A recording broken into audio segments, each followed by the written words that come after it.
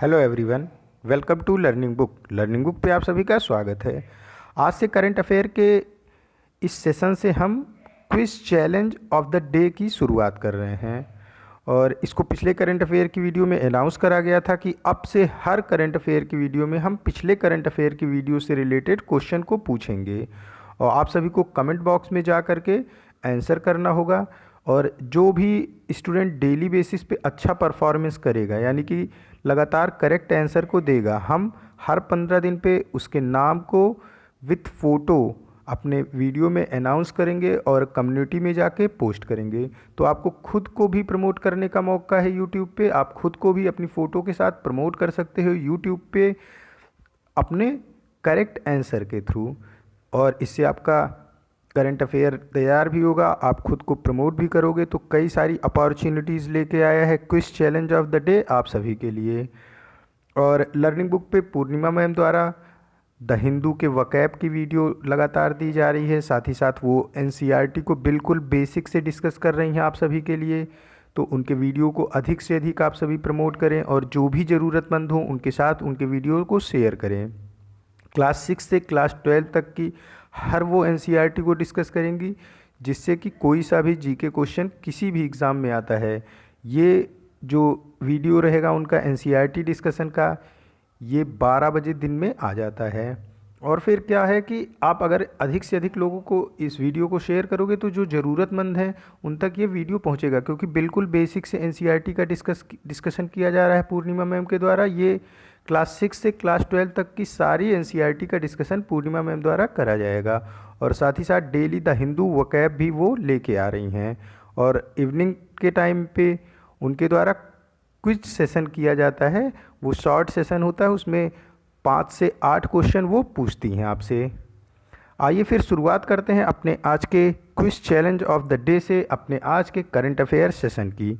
आज का जो पहला क्वेश्चन है ये है, हारून इंडिया द्वारा जारी एक रिपोर्ट के अनुसार कौन देश के सबसे बड़े दानवीर हैं जिन्होंने वित्तीय वर्ष 2019-20 में 7,904 करोड़ रुपए दान दिया है। देखो, इस क्वेश्चन को पिछले करंट अफेयर के वीडियो में डिस्कस करा गया था और मैं आपको कुछ याद दिला दूं। पहली रैंक तो क्वेश्चन में पूछी ही गई है, दूसरी और तीसरी रैंक में बता देता हूं। HCL के फाउंडर शिव नडार हारून द्वारा जारी लिस्ट में, दानवीरों की लिस्ट में दूसरे स्थान पे हैं। रिलायंस के मुकेश अंबानी हारून द्वारा जारी की गई दानवीरों की लिस्ट में तीसरे स्थान पे हैं। आपको कमेंट सेक्शन में जाके पहले स्थान पे इस लिस्ट में कौन है उसका नाम कमेंट करना है। नेक्स्ट क्वेश्चन है, quiz challenge of the day का अगला क्वेश्चन है, सड़क परिवहन और राज्य मार्ग मंत्रालय ने अधिसूचना जारी करके 4 पहिया वाले सभी वाहनों के लिए किस तारीख से फास्टैग को अनिवार्य कर दिया है। ये आपको कमेंट सेक्शन में जाके इसके आंसर को करना है। इस क्वेश्चन के साथ मैंने आपको बताया भी था कि वित्त मंत्रालय ने एक अधिसूचना जारी करते हुए सभी बैंक खातों को 1 अप्रैल 2021 से पहले अनिवार्य कर दिया है आधार कार्ड से लिंक होना। ऐसा अनिवार्य किया गया है वित्त मंत्रालय के द्वारा। तो दो चीज़ें मैंने साथ में बताई थी कि सड़क परिवहन राजमार्ग मंत्रालय ने किस तारीख से फास्टैग को लगाना अनिवार्य कर दिया है, और साथ ही साथ बताया था कि वित्त मंत्रालय द्वारा अधिसूचना जारी करके किस तारीख तक सभी बैंक खातों को आधार से लिंक होना अनिवार्य किया गया है। तो वो वित्त मंत्रालय ने 1 अप्रैल 2021 से पहले सारे खातों को आधार कार्ड से लिंक होना अनिवार्य कर दिया है। और अब आपको ये question, national highway authority of India ने कब से फास्टैग को अनिवार्य कर दिया है सभी 4 पहिया वाहनों पे, ये आपको कमेंट सेक्शन में जाके बताना है। ये 2 क्वेश्चन आज के quiz challenge of the day के क्वेश्चन हैं। आइए फिर अब आज के क्वेश्चन को डिस्कस करते हैं। केंद्र ने पूर्वोत्तर और हिमालयी राज्यों से फलों और सब्जियों के हवाई परिवहन के लिए कितना अनुदान प्रदान करने की घोषणा करी है। देखो, केंद्र सरकार ने एक स्कीम चलाई है जिसका नाम है ऑपरेशन ग्रीन। ये पहले की स्कीम है और बेसिकली ये ministry of food processing and industries की स्कीम है। और इस स्कीम के तहत जो हिमालयी राज्य हैं, हिमालयी राज्य मीन्स कि जिनसे हिमालय होके गुजरा है, उन वो राज्य और नॉर्थ ईस्ट स्टेट के जो किसान हैं उनको 50% तक का अनुदान दिया जाएगा, यानी गवर्नमेंट सब्सिडी देगी। किस कार्यों पर? ये सब्सिडी उनको प्रदान की जाएगी अब जो भी वो सब्जियां या फिर फल उगाते हैं उनके हवाई परिवहन के लिए। मैं इसको एग्जांपल से आपको समझाता हूँ कि कोई किसान है, वो फल और सब्जी को उगा रहा है, वो उगा रहा है हिमाचल प्रदेश में। अब क्या है, उसे अपने फल सब्जी को भेजना है दिल्ली के लिए या फिर उत्तर प्रदेश के लिए। तो वो अगर हवाई परिवहन का इस्तेमाल कर रहा है, यानी कि वो हवाई जहाज़ के थ्रू अपने फल और सब्जियों को उत्तर प्रदेश भेज रहा है बेचने के लिए, उससे पैसे अर्न करने के लिए, तो जो भी खर्चा उसका भेजने में आ रहा है उत्तर प्रदेश, उसका 50% देगी सेंट्रल गवर्नमेंट। ऐसा इसलिए किया जा रहा है ताकि लॉकडाउन के बाद जो किसान हैं उनकी स्थिति उतनी अच्छी नहीं रह गई है जो कि पहले थी, उनको बूस्टअप मिले, और इसीलिए सरकार उन्हें सब्सिडी दे रही है। और ये स्कीम मैंने आपको बताया कि ये ministry of food processing and industries की स्कीम है। हमारे मिनिस्टर हैं फूड प्रोसेसिंग एंड इंडस्ट्रीज़ के नरेंद्र सिंह तोमर। अभी हाल ही में इसकी फूड प्रोसेसिंग एंड इंडस्ट्रीज़ के मिनिस्ट्री का इनको अतिरिक्त प्रभार दिया गया है। इससे पहले Harsimrat Kaur Badal minister of food processing and industries थी, लेकिन किसान बिल के विरोध में आके उन्होंने अपने पद से इस्तीफा दे दिया था। उसके बाद नरेंद्र सिंह तोमर को minister of food processing and industries का अतिरिक्त प्रभार दिया गया है, और minister of agriculture and farmer welfare भी नरेंद्र सिंह तोमर ही हैं। बात करते हैं हिमालयी राज्यों की। हिमालयी राज्यों में कौन कौन से राज्य आते हैं? एक तो जम्मू कश्मीर आता है, दूसरा उत्तराखंड आता है, तीसरा हिमाचल प्रदेश आता है, और नॉर्थ ईस्ट स्टेट के सारे राज्य भी हिमालयी राज्यों में आते हैं। देखो, इसमें अरुणाचल प्रदेश, मणिपुर, मेघालय, मिजोरम, नागालैंड, सिक्किम, त्रिपुरा, असम और वेस्ट बंगाल का एक पार्ट है दार्जिलिंग वाला, ये भी हिमालयी राज्यों में काउंट करा जाता है। तो इतने सारे राज्यों के किसानों को सेंट्रल गवर्नमेंट द्वारा 50% की सब्सिडी प्रदान की जाएगी फलों और सब्जियों के हवाई परिवहन के, अगर वो इस्तेमाल करते हैं। और सेंट्रल गवर्नमेंट ने एक लिस्ट जारी करी है। ऐसा नहीं कि कोई भी फल सब्जी का आप हवाई परिवहन करोगे तो उसका 50% खर्चा सेंट्रल गवर्नमेंट देगी। ये 41 फल और सब्जियों की लिस्ट जारी करी गई है सेंट्रल गवर्नमेंट के द्वारा, जिसके लिए सेंट्रल गवर्नमेंट हवाई परिवहन के इस्तेमाल पर 50% का अनुदान किसानों को देगी। तो ऑप्शन बी इसका करेक्ट आंसर हो जाएगा। नेक्स्ट क्वेश्चन है, किस राज्य ने सरना संहिता पर एक प्रस्ताव पारित किया है? सरना संहिता पर एक प्रस्ताव को पारित किया है झारखंड ने। देखो, क्या है कि सरना एक झारखंड की आदिवासी जनजाति है, और इनकी जो धार्मिक पुस्तक है उसको सरना संहिता बोलते हैं। देखो, जैसे हिंदू हैं, इनकी धार्मिक पुस्तक आप गीता, रामायण, मुस्लिम्स की कुरान और क्रिश्चियंस की बाइबिल है। उसी तरीके से सरना जो है संहिता, सरना संहिता सरना जो जनजाति है झारखंड के आदिवासियों की, उनकी धार्मिक पुस्तक है। इसी नाम से इस प्रस्ताव को पारित किया गया है। क्या है इस प्रस्ताव में? इस प्रस्ताव के अनुसार 2021 की जनगणना में सरना को एक अलग धर्म के तौर पर शामिल किया जाएगा। अभी आगे आने वाले में 2021 मतलब कि अगले साल ही सेंसस होना है इंडिया में, जनगणना कराई जाएगी।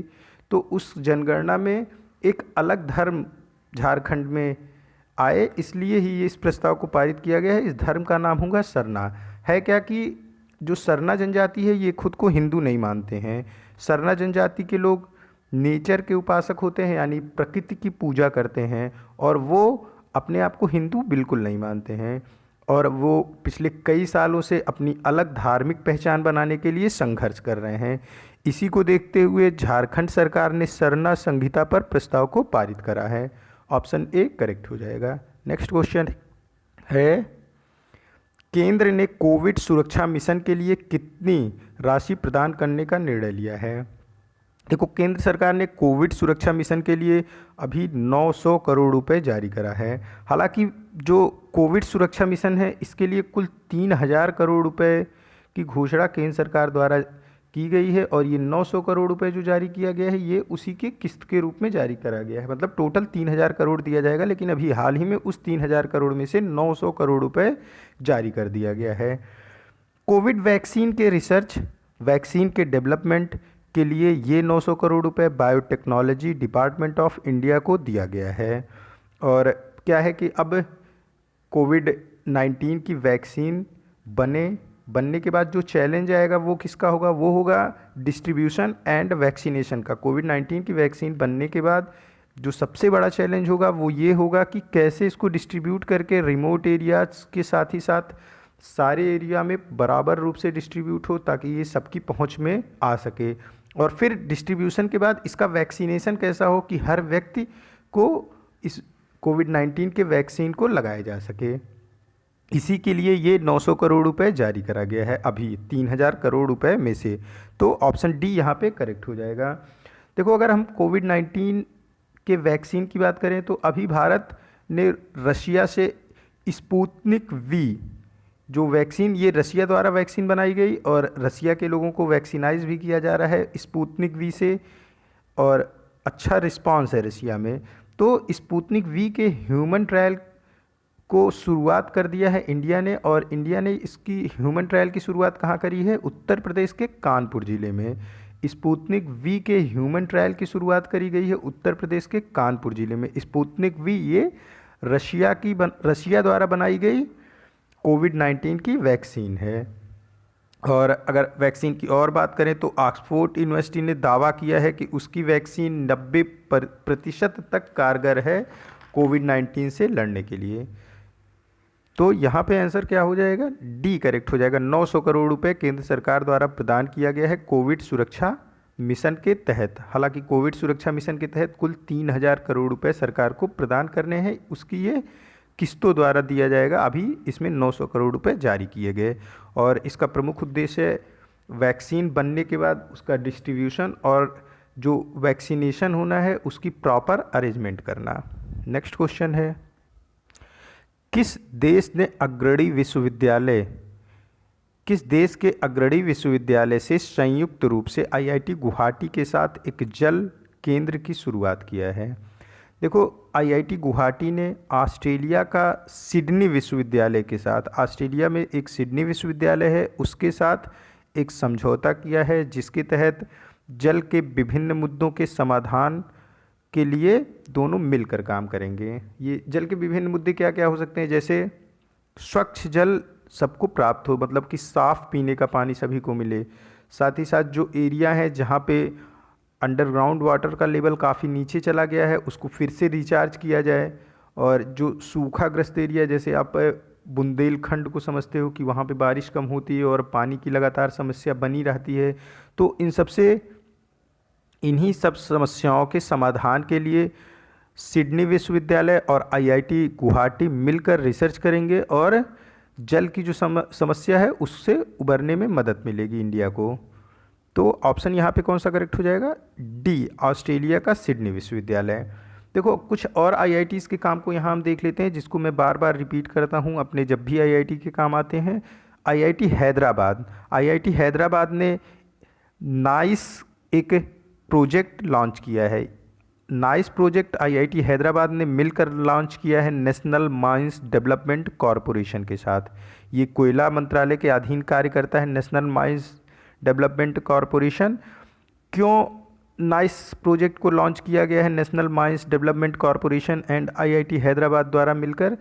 ताकि जो स्टार्टअप हैं माइंस के क्षेत्र में, माइंस सेक्टर में जो स्टार्टअप हैं उनको बूस्टअप मिले। इसीलिए आईआईटी हैदराबाद और नेशनल माइंस डेवलपमेंट कॉरपोरेशन ने मिलकर नाइस नाम से प्रोजेक्ट को लॉन्च किया है। दूसरा आईआईटी है आईआईटी कानपुर।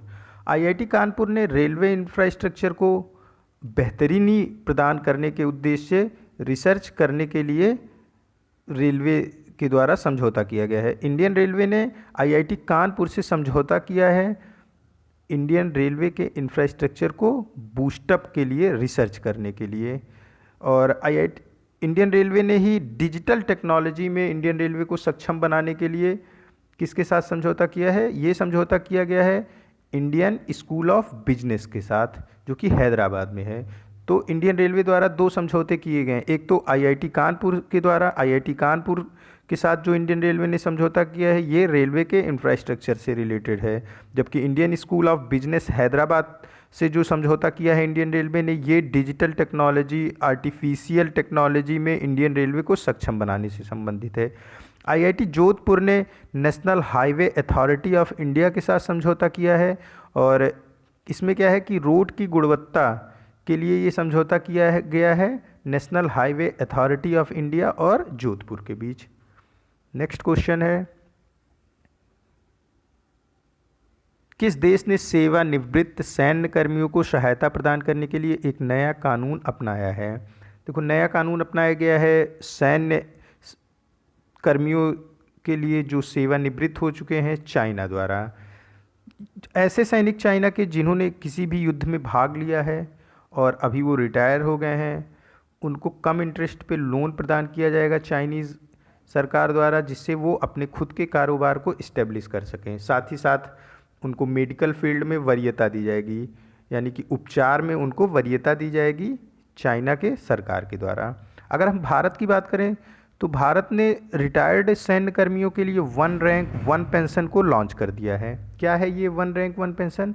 1 रैंक 1 पेंशन ये है कि जैसे कोई व्यक्ति है किसी पोस्ट से रिटायर होता है, कोई है जो कि रिटायर हुआ है 2011 में, 2011 में वो रिटायर हुआ, और सेम पोस्ट से ही कोई रिटायर हो रहा है 2020 में, और दोनों का जो सर्विस पीरियड है वो सेम था। मतलब कि 2011 में जो रिटायर हुआ, ये व्यक्ति ने भी देश की सेवा करी थी कुल 15 साल, और 2011 में ये रिटायर हो गया। साथ ही साथ जो व्यक्ति 2020 में रिटायर हो रहा है, इसने भी देश की सेवा करी थी 15 साल ही।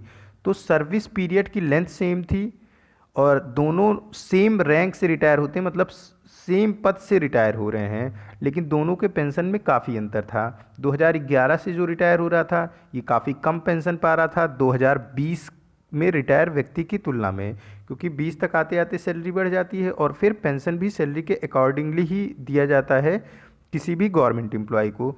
तो क्या था कि अब आप दोनों जिंदा हैं 2020 में, दोनों अपनी जीवन को जी रहे हैं 2020 में। 2020 में क्या है, महंगाई तो दोनों के लिए सेम है, लेकिन जो 2011 में रिटायर हुआ उसकी पेंशन काफ़ी कम थी। इसीलिए 1 रैंक 1 पेंशन योजना को केंद्र सरकार द्वारा लागू कर दिया गया है रिटायर्ड सैन्य कर्मियों पर। इसमें same rank same service period से जो भी रिटायर हो रहे हैं उनको सेम पेंशन दी जा रही है।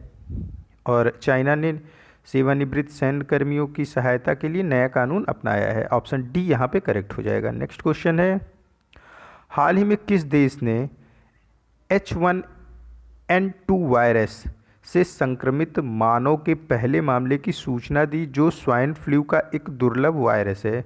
देखो, H1N1 ये स्वाइन फ्लू के वायरस का नाम है, और अभी एक व्यक्ति कनाडा का इस वायरस से संक्रमित पाया गया, और इसकी सूचना तुरंत कनाडा द्वारा WHO को दे दी गई। क्योंकि अभी देखो कोविड-19 पैंडमिक चल ही रहा है, और अगर इसमें स्वाइन फ्लू पैंडमिक भी आ जाता है तो एक बहुत बड़ी त्रासदी आ जाएगी पूरे विश्व में। 2009 में स्वाइन फ्लू पैंडमिक से कई लाखों लोगों की जान गई थी, और उस दौरान जो मुर्गियां थीं उनको ज़मीन के अंदर दफना दिया जा रहा था। बहुत बड़ा पैंडमिक आया था स्वाइन फ्लू का 2009 में, और उसका जो स्ट्रेन है वायरस का वो है H1N1। हालांकि देखो H1N1, H1N2, H2N2 ये सारे स्ट्रेन ही हैं स्वाइन फ्लू के। स्वाइन फ्लू वायरस के ये अलग अलग स्ट्रेन है, लेकिन इसमें से एक रेयर स्ट्रेन है H1N2। इसी H1N2 वायरस की ही सूचना दी गई है WHO को कनाडा के द्वारा। ऑप्शन ए यहाँ पे करेक्ट हो जाएगा। अच्छा देखो, कोरोना वायरस से संबंधित कुछ बात कर लेते हैं। स्वाइन फ्लू ये बीमारी का नाम, इसके वायरस का नाम H1N1, उसी तरीके से कोविड-19 ये बीमारी का नाम, और इसके वायरस का नाम कोरोना वायरस। नेक्स्ट क्वेश्चन है, केंद्र सरकार द्वारा 15वें वित्त आयोग की सिफारिशों के बाद वायु गुणवत्ता उपायों में सुधार के लिए 15 राज्यों के 42 शहरों की पहली किस्त के रूप में कितना अनुदान जारी करा है? कुल 2200 करोड़ रुपए जारी किए गए हैं केंद्र सरकार द्वारा और इसका मुख्य उद्देश्य है वायु गुणवत्ता में सुधार। 15 राज्यों के 42 शहरों को ये 2200 करोड़ रुपए डिस्ट्रीब्यूट करना है और सबसे ज़्यादा जो प्रदान किया जाएगा इस 2200 करोड़ रुपए में से वो दिया जाएगा महाराष्ट्र सरकार को। देखो, फाइनेंस कमीशन, वित्त आयोग, अभी 15वां वित्त आयोग चल रहा है जिसके अध्यक्ष हैं NK सिंह, नंद किशोर सिंह। इन्होंने रामनाथ कोविंद जो कि हमारे राष्ट्रपति हैं उनको एक रिपोर्ट दी और इस रिपोर्ट को सबमिट किया। इस रिपोर्ट का जो शीर्षक है वो शीर्षक है कोविड समय में वित्त आयोग। कोविड समय में वित्त आयोग शीर्षक से एक रिपोर्ट नंद किशोर सिंह जो कि हमारे फाइनेंस कमिश्नर हैं, वित्त आयोग अध्यक्ष हैं, 15वें वित्त आयोग के अध्यक्ष हैं, इन्होंने रामनाथ कोविंद को रिपोर्ट दी।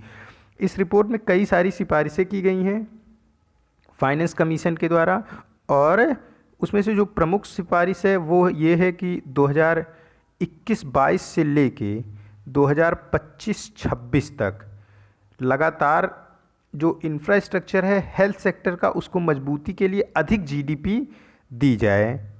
और दूसरा जो है इसका सिफारिश वो ये है कि वायु की गुणवत्ता में सुधार के लिए केंद्र सरकार द्वारा अनुदान प्रदान किया जाए विभिन्न राज्यों को। तो ये दोनों सिफारिशें केंद्र सरकार ने वित्त आयोग की मान ली है और उसी के तहत 2200 करोड़ रुपए दिए जा रहे हैं पहली किस्त के रूप में 15 राज्यों के 42 शहरों को वायु की गुणवत्ता में सुधार के लिए। साथ ही साथ कोविड-19 को देखते हुए जो सिफारिश की गई फाइनेंस कमीशन द्वारा कि सार्वजनिक स्वास्थ्य खर्च बढ़ाया जाए और इसको GDP का 2.1% कर दिया जाए। अभी हमारा देश जो है वो स्वास्थ्य सेक्टर पे, हेल्थ सेक्टर पे GDP का 1.15% को खर्च करता है और ऐसा कहा जा रहा है कि फाइनेंस कमीशन यानी वित्त आयोग ने सिफारिश की है कि इसको बढ़ा के 2.1% कर दिया जाए। वैसे भी इंडियन गवर्नमेंट, भारतीय जो सरकार है, केंद्र सरकार है, उसने लक्ष्य रखा है कि GDP का 2.5% खर्च करेगी सेंट्रल गवर्नमेंट 2025 तक हेल्थ सेक्टर पर। तो 42 शहरों को जो कि 15 राज्यों के हैं वायु गुणवत्ता सुधारने के लिए वित्त आयोग की सिफारिश के बाद 2200 करोड़ रुपए दिए गए हैं। ऑप्शन सी करेक्ट हो जाएगा। नेक्स्ट क्वेश्चन है, भारत में पहली बार स्वास्थ्य देखभाल परिदृश्य को शामिल करके स्वास्थ्य व्यय के लिए 15वें वित्त आयोग द्वारा लक्षित सकल घरेलू उत्पाद यानी कि GDP का कितना प्रतिशत है? देखो, यही अभी मैंने बताया कि वित्त आयोग ने 15वें वित्त आयोग ने सिफारिश की है कि GDP का कुल 2.1% खर्च किया जाए हेल्थ सेक्टर पर। तो ऑप्शन सी करेक्ट हो जाएगा। और एक चीज़ और यहाँ पे आप याद रखोगे कि जो सेंट्रल गवर्नमेंट है उसने अपने लिए एक लक्ष्य भी रखा है कि 2025 तक सेंट्रल गवर्नमेंट 2.5% खर्च करेगी GDP का हेल्थ सेक्टर पे। कोविड-19 पैंडेमिक के बाद केंद्र सरकार को ऐसा लगा कि हमें हेल्थ सेक्टर पे और अधिक खर्च करने की ज़रूरत है क्योंकि इंडिया हेल्थ सेक्टर पे और देशों की तुलना में काफ़ी कम परसेंटेज GDP का अलॉट करता है। और अब देखो यहाँ पे दोनों आप डिफ्रेंशिएट कर लो। सकल घरेलू उत्पाद GDP का 2.1% खर्च हो हेल्थ सेक्टर पे, ऐसी सिफारिश करी गई है वित्त आयोग के द्वारा, जबकि केंद्र सरकार का लक्ष्य है 2025 तक 2.5% खर्च हो GDP का हेल्थ सेक्टर पे। तो दोनों डिफ्रेंशिएट हो रहा। 2.1% की सिफारिश की गई है वित्त आयोग के द्वारा, केंद्र सरकार द्वारा जो लक्ष्य रखा गया है वो है 2.5% GDP का हेल्थ सेक्टर पे 2025 तक। नेक्स्ट क्वेश्चन है, भारत सरकार ने किस योजना के तहत केवडिया गुजरात में प्रथम सी प्लेन सेवा शुरू करने के बाद भारत भर में 14 और एरोड्रम स्थापित करने की योजना बना रहा है? देखो, उड़ान योजना ये शुरू की गई थी इंडियन गवर्नमेंट के द्वारा। उसी के तहत 14 नए एरोड्रम बनाने की घोषणा की गई है और ये स्थापित करने की योजना बनाई जा रही है भारत सरकार सेंट्रल गवर्नमेंट के द्वारा। क्या है एरोड्रम? मैंने जो वीडियो को लगातार देखते हैं उन्होंने देखा होगा कि जब मैंने आपको सी प्लेन के बारे में बताया था तो उसी समय एरोड्रम के बारे में बताया था। सी प्लेन क्या होता है? सी प्लेन होता है कि ऐसे प्लेन जिनको किसी रनवे की ज़रूरत नहीं होती है टेक ऑफ करने के लिए या फिर लैंडिंग करने के लिए, ये पानी पे ही, वाटर लेवल पे ही ये अपने रनवे को बना लेते हैं। और भारत का पहले सी प्लेन का उद्घाटन प्रधानमंत्री नरेंद्र मोदी के द्वारा कहाँ पे किया गया है? गुजरात में किया गया है।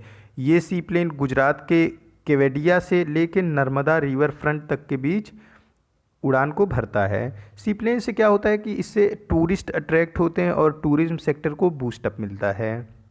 और देखो, प्रधानमंत्री नरेंद्र मोदी 2 दिवसीय यात्रा पर गए हुए थे, मैंने आपको क्वेश्चन कराया था, और उस दौरान उन्होंने गुजरात में कुल 17 परियोजनाओं का उद्घाटन किया था और 4 नई परियोजनाओं की आधारशिला रखी थी। उसी के तहत उन्होंने भारत के पहले सी प्लेन का उद्घाटन किया था जो कि गुजरात के केवडिया से नर्मदा रिवर फ्रंट के बीच उड़ान को भरेगा। और देखो, जब सी प्लेन है तो सी प्लेन की मॉनिटरिंग के लिए जो व्यवस्था बनाई जाती है उसको एरोड्रम बोलते हैं। मतलब एरोड्रम एक ऑफिस होता है जहाँ से सी प्लेन की मॉनिटरिंग करी जाती है। तो 14 नए एरोड्रम स्थापित करने का मतलब 14 नए सी प्लेन को स्थापित करने की योजना है केंद्र सरकार की। ये अंडमान निकोबार द्वीप समूह, अंडमान आइलैंड, लक्षद्वीप आइलैंड, असम, महाराष्ट्र, उत्तराखंड और आंध्र प्रदेश और गुजरात में ये 14 और एरोड्रम स्थापित करने की योजना है उड़ान योजना के तहत। ऑप्शन बी यहाँ पे करेक्ट हो जाएगा। नेक्स्ट क्वेश्चन है, फरवरी 2021 में आयोजित होने वाले अंतर्राष्ट्रीय पक्षी महोत्सव का आयोजन स्थल क्या होगा? देखो, फरवरी 2021 में गोरखपुर उत्तर प्रदेश में अंतर्राष्ट्रीय पक्षी महोत्सव का आयोजन करा जाएगा। उत्तर प्रदेश के वन और पर्यावरण मंत्रालय द्वारा ऐसी घोषणा करी गई है। उत्तर प्रदेश के जो वन और पर्यावरण मंत्रालय के मंत्री हैं उनका नाम है दारा सिंह चौहान। दारा सिंह चौहान उत्तर प्रदेश के वन एवं पर्यावरण मंत्री हैं। इन्होंने घोषणा की कि 2021 फरवरी में उत्तर प्रदेश में अंतर्राष्ट्रीय पक्षी महोत्सव का आयोजन किया जाएगा।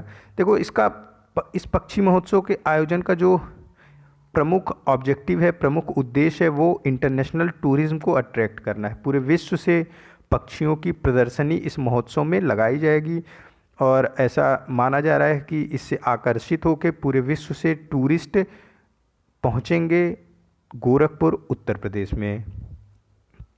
ऑप्शन डी यहाँ पे करेक्ट हो जाएगा। और बात करते हैं उत्तर प्रदेश के कुछ प्रमुख जो बर्ड सेंचुरीज़ हैं जो कि लगातार एग्ज़ाम में, जो उत्तर प्रदेश से संबंधित एग्ज़ाम हैं उनमें पूछी जाती है। देखो, चंद्रशेखर आज़ाद बर्ड सेंचुरी ये उन्नाव में स्थित है और यहाँ पे माइग्रेटरी बर्ड्स आती हैं। और पटना बर्ड सेंचुरी, इसको नाम से कंफ्यूज नहीं करना है कि पटना बर्ड सेंचुरी है तो ये पटना में होगा, ये एटा उत्तर प्रदेश में स्थित है। इसी वजह से ये क्वेश्चन एग्ज़ाम में पूछा भी जाता है कि पटना बर्ड सेंचुरी कहाँ पे स्थित है, क्योंकि नाम से कंफ्यूज होकर लोग पटना में लगा देते हैं इसका आंसर। और Bakhira bird sanctuary, Bakhira bird sanctuary ये है उत्तर प्रदेश के संत कबीर नगर ज़िले में। तो 3 बर्ड सेंचुरी जो आपको याद रखनी होती है हमेशा, वो है चंद्रशेखर आज़ाद बर्ड सेंचुरी, ये उन्नाव उत्तर प्रदेश में है। बखीरा बर्ड सेंचुरी ये उत्तर प्रदेश के संत कबीर नगर नाम के ज़िले में है। और पटना बर्ड सेंचुरी को नाम से नहीं कंफ्यूज करना है, पटना बर्ड सेंचुरी एटा उत्तर प्रदेश में स्थित है। और फरवरी 2021 में गोरखपुर उत्तर प्रदेश में अंतर्राष्ट्रीय पक्षी महोत्सव का आयोजन करा जाएगा, जिसमें पूरे विश्व से पक्षियों को लाया जाएगा और उनकी प्रदर्शनी लगाई जाएगी। मतलब अलग अलग देश में कौन कौन से पक्षी पाए जाते हैं उनकी प्रदर्शनी लगाई जाएगी गोरखपुर उत्तर प्रदेश में। और उत्तर प्रदेश के वन और पर्यावरण मंत्री हैं दारा सिंह चौहान। नेक्स्ट क्वेश्चन है, राजस्थान सरकार ने राजस्थान में पाकिस्तान के साथ भारत के सीमावर्ती क्षेत्रों को रोशन करने के लिए अल्ट्रा मेगा नवीनीकरणीय ऊर्जा पावर पार्क 8000 मेगावाट स्थापित करने के लिए किस कंपनी के साथ समझौता किया है? देखो, पाकिस्तान के साथ हमारी सीमा लगती है और पाकिस्तान के साथ पहले तो जान लेते हैं किन किन प्रदेशों की सीमा लगती है। उत्तर प्रदेश की नहीं लगती है। मैं रिपीट कर रहा हूँ, पाकिस्तान के साथ किन किन प्रदेशों की सीमा लगती है। देखो, लगती है जम्मू कश्मीर की, राजस्थान की, गुजरात की। ये सारे प्रदेशों की सीमा जो है पाकिस्तान के साथ टच करती है, और पंजाब की भी। मैं फिर से रिपीट कर रहा हूँ इसको, पाकिस्तान के साथ भारत के उत्तर प्रदेश की सीमा नहीं लगती। ऐसा क्वेश्चन आ चुका है कि पाकिस्तान के साथ इनमें से किसकी सीमा नहीं लगती है, तो ऑप्शन में पंजाब, गुजरात, राजस्थान और उत्तर प्रदेश था, इसलिए मैं इस चीज़ को बार बार रिपीट कर रहा हूँ। तो किन किन प्रदेशों की सीमा लगती है? कुल 4 प्रदेशों की सीमा पाकिस्तान के साथ लगती है, जम्मू कश्मीर, राजस्थान, गुजरात और पंजाब। इसमें से जो राजस्थान सरकार है, इसने जो सीमा पाकिस्तान के साथ लगी हुई है उसको पूरी तरीके से रोशन करने के उद्देश्य से national thermal power corporation NTPC और भारत का सौर ऊर्जा निगम, इन दोनों के साथ ही समझौता करा है। तो ऑप्शन सी करेक्ट हो जाएगा, फर्स्ट एंड सेकंड बोथ। देखो ये गलत वहाँ पे है प्रिंट, तो इसमें आप करोगे पहला और दूसरा दोनों सही है। ऑप्शन सी सही है, लेकिन ऑप्शन सी में फर्स्ट एंड थर्ड लिखा हुआ है, ऐसा नहीं है, फर्स्ट एंड सेकंड। एनटीपीसी और एसईसीआई दोनों मिलकर राजस्थान के बॉर्डर को रोशन करेंगे सौर ऊर्जा से, और वो बॉर्डर राजस्थान का जो कि पाकिस्तान के साथ टच होता है। और पाकिस्तान के साथ हमारे प्रदेश जम्मू कश्मीर, राजस्थान, गुजरात और पंजाब 4 प्रदेशों के बॉर्डर टच होते हैं, जिसमें से सबसे लंबा बॉर्डर पाकिस्तान के साथ शेयर करता है जम्मू कश्मीर। और अगर हम बात करें भारत के साथ कौन सबसे लंबा बॉर्डर कौन सा देश शेयर करता है, तो ये है बांग्लादेश। बांग्लादेश भारत के साथ सबसे लंबा बॉर्डर शेयर करता है। भारत का सबसे लंबा बॉर्डर शेयर करने वाला देश है बांग्लादेश। और जम्मू कश्मीर के साथ सबसे ज़्यादा लंबा बॉर्डर शेयर किया जाता है पाकिस्तान के द्वारा। पाकिस्तान के द्वारा जम्मू कश्मीर के साथ ही साथ राजस्थान, गुजरात और पंजाब के साथ भी बॉर्डर शेयर किया जाता है। और पाकिस्तान के साथ जो बॉर्डर है, इस बॉर्डर के नाम को भी एग्ज़ाम में पूछा जाता है, इसका नाम है रेड क्लिफ लाइन। पाकिस्तान के साथ जो बॉर्डर है उसका नाम है रेड क्लिफ लाइन। यहाँ पे ऑप्शन सी करेक्ट हो जाएगा, नेशनल थर्मल पावर कॉरपोरेशन और एसईसीआई दोनों की मदद से राजस्थान सरकार पाकिस्तान के साथ सटे बॉर्डरों को रोशन करेगा, यानी कि लाइटिंग की जाएगी उन बॉर्डरों पे। और ये जो लाइटिंग होगी ये सोलर लाइटिंग होगी, जो कि दिन में चार्ज होंगे और शाम को अपने आप जल जाएंगे। और इसमें मदद कर रहा है पाकिस्तान गवर्नमेंट की नेशनल थर्मल पावर कॉरपोरेशन और भारत का सौर ऊर्जा निगम। नेक्स्ट क्वेश्चन है, मलेरिया परजीवी के जीवन चक्र पर शोध कार्य के लिए डॉक्टर तुलसीदास चुघ पुरस्कार 2020 किसने जीता है? डॉक्टर तुलसीदास चुघ पुरस्कार 2020 जीता है सतीश मिश्रा ने। ऑप्शन बी करेक्ट हो जाएगा। सतीश मिश्रा ये साइंटिस्ट हैं, सेंट्रल ड्रग्स रिसर्च इंस्टीट्यूट में ये साइंटिस्ट हैं। सेंट्रल ड्रग्स रिसर्च इंस्टीट्यूट ये स्थित है लखनऊ में। और इन्होंने मलेरिया पैरासाइट की जो लाइफ साइकिल होती है उस पर शोध कार्य किया है, उसी के लिए इनको डॉक्टर तुलसीदास चुघ पुरस्कार प्रदान किया गया है। मलेरिया पैरासाइट का नाम क्या होता है? मलेरिया पैरासाइट का नाम होता है प्लाज्मोडियम। और देखो, एक तो पैरासाइट होती है जो कि बीमारी को फैलाती है, बीमारी जिसके द्वारा हो जाती है उसे पैरासाइट बोलते हैं। तो मलेरिया पैरासाइट का नाम है प्लाज्मोडियम। और प्लाज्मोडियम को फैलाता कौन है, यानी वेक्टर कौन है प्लाज्मोडियम का? मलेरिया को फैलाता कौन है, उसको वेक्टर बोलते हैं। तो मलेरिया को फैलाने का काम करता है anopheles mosquito. Female anopheles mosquito द्वारा मलेरिया को फैलाया जाता है। और मलेरिया का जो पैरासाइट है इसका नाम है प्लाज्मोडियम। और इंडियन गवर्नमेंट ने एक अपने लिए टारगेट सेट किया है 2030 तक पूरे भारत को मलेरिया फ्री इंडिया बनाने का। नेक्स्ट क्वेश्चन है, प्रथम ब्रिक्स वित्त मंत्रियों और केंद्रीय बैंक गवर्नर्स की बैठक किस देश की अध्यक्षता में हुई? देखो, ब्रिक्स ये ब्राज़ील, रशिया, इंडिया, चाइना और साउथ अफ्रीका, इन देशों के समूह को ब्रिक्स समूह बोलते हैं। और ब्रिक्स समूह 2020 के लिए जो चेयरमैनशिप जिस देश के पास है वो है रशिया। तो यानी ब्रिक्स का 2020 में जो भी बैठक हुई होगी उसकी अध्यक्षता रशिया द्वारा ही किया जाएगा। ऑप्शन ए करेक्ट हो गया। और ब्रिक्स समूह की चेयरमैनशिप यानी ब्रिक्स समूह की अध्यक्षता 2021 के लिए कौन करेगा? ये करेगा भारत। अब 2021 में जो भी क्वेश्चन बनेगा कि ब्रिक्स के वित्त मंत्रियों के समूह की बैठक हुई, उसकी अध्यक्षता किसने की? तो भारत। ब्रिक्स का कोई भी बैठक होगी उसकी अध्यक्षता हमेशा भारत ही करेगा पूरे 2021 के लिए। पूरे 2020 के लिए कौन किया है? ये किया है रूस ने। तो अभी यहाँ पे भी ऑप्शन ए करेक्ट हो जाएगा, रूस। मैं आपको इसलिए ये बता रहा हूँ कि यहाँ पे तो देखो वित्त मंत्रियों की बैठक है, लेकिन जो भी बैठक ब्रिक्स समूह के द्वारा की गई है उन सभी की अध्यक्षता की गई है रशिया के द्वारा ही पूरे वर्ष 2020 में। तो क्वेश्चन कोई सा भी हो, अगर वो 2020 से संबंधित होगा तो रशिया द्वारा उसकी बैठक की अध्यक्षता की जाएगी, आंसर में टिक। और अगर 2021 में ब्रिक्स समूह की अध्यक्षता की बात की जाएगी तो 2021 में ब्रिक्स समूह की अध्यक्ष होगा हमारा प्यारा भारतवर्ष। इसी तरीके से G20 जो 20 देशों का ग्रुप है जिसको G20 बोलते हैं, इसका 2020 का चेयरमैनशिप था सऊदी अरब के पास। तो जो भी बैठक हुई G20 की वो सऊदी अरब की अध्यक्षता में ही हुई। और 2021 में G20 का जो चेयरमैनशिप जिस देश के पास होगी उसका नाम है इटली। और 2022 में G20 की चेयरमैनशिप होगी इंडोनेशिया के पास। 2023 में G20 की चेयरमैनशिप होगी हमारे प्यारे भारतवर्ष के पास। तो 2023 में G20 की चेयरमैनशिप होगी इंडिया के पास।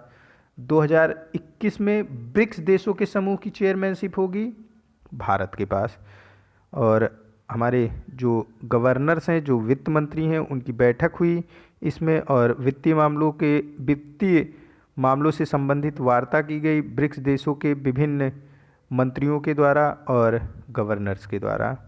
नेक्स्ट क्वेश्चन है, ऑप्शन यहाँ पे ए करेक्ट हो जाएगा। कौन सा राज्य इंडिया माइग्रेशन नाउ द्वारा जारी अंतर्राज्यीय मैं फिर से रिपीट कर रहा हूँ, मतलब राज्य में ही बात हो रही है, ये अंतर्राष्ट्रीय नहीं है, ये अंतर्राज्यीय है। अंतर्राज्यीय प्रवासी नीति सूचकांक 2019 के सूचकांक में सबसे ऊपर रहा। देखो इंडिया माइग्रेशन नाउ ये एक रिपोर्ट जारी करता है। इस रिपोर्ट में ये दर्शाता है ये रिपोर्ट कि किस राज्य ने अपने वहाँ पे आए हुए प्रवासियों के लिए सबसे अच्छी व्यवस्था को की ताकि वो उनको माइग्रेट ना करना पड़े। जैसे कोई व्यक्ति है जो उत्तर प्रदेश से फाइनेंशियल अर्निंग के लिए, पैसे कमाने के लिए जाता है गुजरात। अब गुजरात गवर्नमेंट जो उत्तर प्रदेश का आया हुआ व्यक्ति है उसे कितनी ज़्यादा सुरक्षा प्रदान करता है, उसके बच्चों के पढ़ाई के लिए कितना ज़्यादा गुजरात सरकार व्यवस्था देता है, फिर चिकित्सा सुविधा के लिए कितना ज़्यादा व्यवस्था देता है। तो मतलब कुल मिला के ये है कि कोई दूसरे प्रदेश का व्यक्ति जब फाइनेंशियल अर्निंग या फिर किसी अन्य काम से दूसरे प्रदेश में जाता है तो उस प्रदेश के द्वारा कितनी अधिक सुविधा दी जाती है जो माइग्रेंट वर्कर है उस प्रदेश में गया हुआ। तो जितनी अधिक अच्छी सुविधा दी जाती है उतनी अच्छी रैंकिंग उसको दी जाती है अंतर्राज्यीय प्रवासी नीति सूचकांक में। तो 2019 में अंतर्राज्यीय प्रवासी नीति सूचकांक में केरल सबसे ऊपर रहा। केरल ने सबसे अच्छा प्रदर्शन किया, यानी कि केरल सरकार ने जो केरल में गए हुए व्यक्ति थे दूसरे प्रदेशों से उनको सबसे अच्छी सुविधा प्रदान करी। और अंतर्राज्यीय प्रवासी नीति सूचकांक 2019 में गोवा दूसरे स्थान पर रहा, राजस्थान तीसरे स्थान पर रहा और अरुणाचल प्रदेश चौथे स्थान पर रहा था। यहाँ पे ऑप्शन ए करेक्ट हो जाएगा। नेक्स्ट क्वेश्चन है, किस राज्य ने United kingdom India business council UKIBC द्वारा जारी doing business in India the UK prospective में अधिकतम वृद्धिशील सुधार को दर्ज किया है? यूनाइटेड किंगडम बिजनेस काउंसिल द्वारा जारी doing business in India the UK prospective में अधिकतम वृद्धिशील सुधार को दर्ज किया है महाराष्ट्र सरकार ने। और इनकी लिस्ट में दूसरे स्थान पे है कर्नाटका, तीसरे स्थान पे है दिल्ली और चौथे स्थान पे है गुजरात, पाँचवें स्थान पे है तमिलनाडु। क्या है कि यूनाइटेड किंगडम इंडिया की बिजनेस काउंसिल द्वारा ये रिपोर्ट जारी की जाती है। इसमें ये बताया जाता है कि कौन सा राज्य बिजनेस करने के लिए सबसे अच्छी सुविधा को प्रदान कर रहा है। मतलब ये होता है कि डूइंग इन बिजनेस में जब कोई बिजनेस सेटअप किया जाता है तो उसमें काफ़ी सारी फॉर्मेलिटीज़ होती हैं जो कि गवर्नमेंट द्वारा अप्रूव्ड कराना होता है। गवर्नमेंट के अलग अलग डिपार्टमेंटों से अप्रूव्ड कराना होता है, तो कौन सा ऐसा प्रदेश है जो इन सारी फॉर्मेलिटीज़ को जल्द से जल्द पूरा करता है ताकि बिजनेस को जल्दी से जल्दी सेटअप करा जा सके। इसी से संबंधित ये रिपोर्ट जारी करी जाती है। Doing business in India the UK prospective, मतलब यूके की नज़र में भारत में बिजनेस करने में सबसे अच्छा राज्य कौन है? महाराष्ट्र। दूसरे स्थान पे है कर्नाटका, तीसरे स्थान पे है दिल्ली, चौथे स्थान पे है गुजरात और पांचवें स्थान पे है तमिलनाडु। नेक्स्ट क्वेश्चन है, भारत की पहली हाइपरलूप परियोजना किस राज्य में स्थापित की जा रही है? देखो, भारत की पहली हाइपरलूप परियोजना को स्थापित किया जा रहा है महाराष्ट्र में। क्या है ये हाइपरलूप परियोजना? देखो, बेसिकली 4 मोड ऑफ ट्रांसपोर्टेशन होते हैं। 4 मोड ऑफ ट्रांसपोर्टेशन कौन कौन से हैं? एक तो रोड, दूसरा ट्रेन, तीसरा शिप जो कि पानी में चलती है, और चौथा है एरोप्लेन। ये बेसिकली 4 मोड ऑफ ट्रांसपोर्टेशन है। इनमें से फास्टेस्ट मोड ऑफ ट्रांसपोर्टेशन पूछा जाए तो ये तो कोई भी बताएगा कि aeroplane is the fastest mode of transportation. अब क्या है कि हाइपरलूप परियोजना ये ऐसी परियोजना है, ये एरोप्लेन से भी फास्टेस्ट मोड ऑफ ट्रांसपोर्टेशन होगी। देखो, जब ट्रांसपोर्टेशन होता है, एक स्थान से दूसरे स्थान जाया जाता है, तो बेसिकली दो चीज़ें होती हैं जो वर्क करती हैं। एक होता है फ्रिक्शन मीन्स की घर्षण। अब रोड पे कोई बस चल रही है या फिर बाइक चल रही है या फिर साइकिल चल रही है, तो जो टायर है उसके बीच और रोड के बीच एक फ्रिक्शन होता है। इससे क्या होता है कि फ्रिक्शन लगातार अपोज करता है मोशन का, तो ये एक हो गया जो मोशन को रोकने का कार्य करता है, फ्रिक्शन। इसी तरीके से कुछ ना कुछ फ्रिक्शन आपको मिल जाता है ट्रेन में भी, और कुछ ना कुछ फ्रिक्शन आपको मिलता है शिप में भी। और अब फ्रिक्शन तो नहीं मिल रहा है किसमें? एरोप्लेन में। लेकिन जो दूसरा मोड होता है जो अपोज करता है किसको? ट्रांसपोर्टेशन को, ये होता है एयर ड्रैग, यानी कि हवा का दबाव। अब एरोप्लेन को कौन रोकता है? हवा का दबाव के द्वारा एरोप्लेन को मतलब कि अपोज किया जाता है एरोप्लेन के मोशन को। तो हाइपरलूप जो परियोजना है, इसमें पाइप के अंदर ट्रेन चलाई जाएगी। अब लेकिन जो ये पाइप बनी होगी, ये बनी होगी मैग्नेट की पाइप बनी होगी। और हम जानते हैं मैग्नेट में 2 पोल होते हैं, नॉर्थ पोल और साउथ पोल। अगर हम नॉर्थ पोल को आपस में नज़दीक लाएंगे तो ये क्या करता है? ये रिपेल करता है। और नॉर्थ और साउथ पोल को अगर पास लाएंगे तो ये अट्रैक्ट करते हैं। तो रिपेल करने वाला जो पोल है नॉर्थ पोल, इसको मैग्नेट को इस तरीके से अरेंज करा जाएगा कि ताकि ये अपोज करें। और अपोज करने से क्या होगा? जो ट्रेन इसमें चलेगी वो फ्रिक्शन लेस होके चलेगी। अपोज चलने पे क्या होगा? वो लगातार उसको रिपेल करेगा और ये फ्रिक्शन लेस होके चलेगी। तो इसकी स्पीड जो होगी ये काफ़ी तेज़ स्पीड है, एरोप्लेन से भी ज़्यादा तेज़ स्पीड से ये हाइपरलूप के अंदर ट्रेनें चलेंगी। और पूरी तरीके से हाइपरलूप मैग्नेट के पोल पर बनाया जाएगा, मैग्नेट पे के पोल को बेस करके बनाया जाएगा ये हाइपरलूप परियोजना। और ये भारत की पहली परियोजना होगी। महाराष्ट्र में इसको स्थापित किया जा रहा है। ऑप्शन ए जो है इसका करेक्ट है। नेक्स्ट क्वेश्चन है, किस देश ने महात्मा गांधी पर मुझे बुझे को गांधी? देखो, मुझे बुझे को गांधी, ये जिस देश की बात हो रही है उस देश की लैंग्वेज है, और इसको हिंदी में बोलेंगे गांधी को जैसा मैंने समझा, या गांधी के बारे में मेरी समझ, शीर्षक से महात्मा गांधी की 191वीं जयंती पर एक चित्रमय एंथोलॉजी जारी करी। देखो, ये नेपाली लैंग्वेज है, मुझे बुझे को गांधी। तो नेपाल ने गांधी जी की 191वीं जयंती पर मुझे बुझे को गांधी शीर्षक से महात्मा गांधी की 191वीं जयंती पर एक चित्रमय एंथोलॉजी को जारी करा है। गांधी जी का जन्म 2 अक्टूबर 1869 को हुआ था, और ये अभी 2020 में उनकी 151 बर्थ एनिवर्सरी मनाई गई, और उसी अवसर पर नेपाल ने ऐसा करा था। तो गांधी जी की बात हो रही है तो गांधी जी की प्रतिमा की बात कर लेते हैं। विदेशों में जो गांधी जी की प्रतिमा है वो कई सारे देशों में लगी है, लेकिन जो एग्ज़ाम में पूछा गया है उनमें से है गांधी स्क्वायर। गांधी स्क्वायर एक प्लेस का नाम है, एक स्थान का नाम है जोहान्सबर्ग साउथ अफ्रीका में जो कि है। तो गांधी स्क्वायर पर गांधी जी की प्रतिमा को लगाया गया है जोहान्सबर्ग साउथ अफ्रीका में। और जो लंदन का पार्लियामेंट है वहाँ पे पार्लियामेंट स्क्वायर नाम से एक जगह है, पार्लियामेंट स्क्वायर नाम से जो जगह है यहाँ पे भी गांधी जी की प्रतिमा को लगाया गया है। पार्लियामेंट स्क्वायर ये पार्लियामेंट के अंदर है, लंदन के पार्लियामेंट के अंदर ही, ब्रिटेन का जो पार्लियामेंट है उसके अंदर ही, पार्लियामेंट के अंदर ही पार्लियामेंट स्क्वायर जगह का नाम है और वहाँ पे गांधी जी की प्रतिमा को लगाया गया है। ये दोनों क्वेश्चन मैंने आपको तब कराया था, मतलब इसके बारे में बताया था, गांधी स्क्वायर और पार्लियामेंट स्क्वायर के बारे में, जब मैंने आपको बताया था कि हरिवंश राय बच्चन जो कि अमिताभ बच्चन जी के पिताजी हैं, वो पेशे से कवि और लेखक रहे हैं, उनके नाम पर एक रोड बनाई है। किसने? पोलैंड ने। पोलैंड ने हरिवंश राय बच्चन के नाम पर एक रोड बनाई है। उसी टाइम मैंने आपको गांधी स्क्वायर और पार्लियामेंट स्क्वायर के बारे में भी बताया था। यहाँ पे ऑप्शन ए जो है वो करेक्ट हो जाएगा। नेक्स्ट क्वेश्चन है, how to be a writer नामक पुस्तक के लेखक कौन है? How to be a writer नामक पुस्तक के लेखक हैं Ruskin Bond. Option A correct हो जाएगा। देखो रस्किन बॉन्ड ये Indian author of British descent इनको बोला जाता है। क्यों? क्योंकि ये ऑथर इंडियन ऑथर हैं लेकिन ये ब्रिटिश वर्जिन के हैं, और लेकिन हालांकि ये पूरा इंडिया में ही रहे हैं।